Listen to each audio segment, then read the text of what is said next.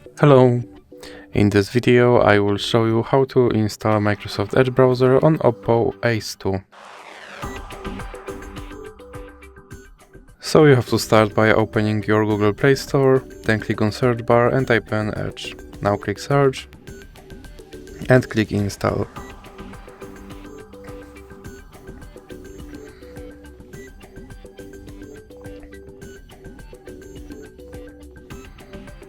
And now you have to click open. And here you can set this browser as a default browser, or you can click not now. Now you can sign in to sync your data, or you can click not now, and you have to confirm your data and privacy settings. And as you can see, my Microsoft Edge is now installed and is ready to use, so that's it for this video.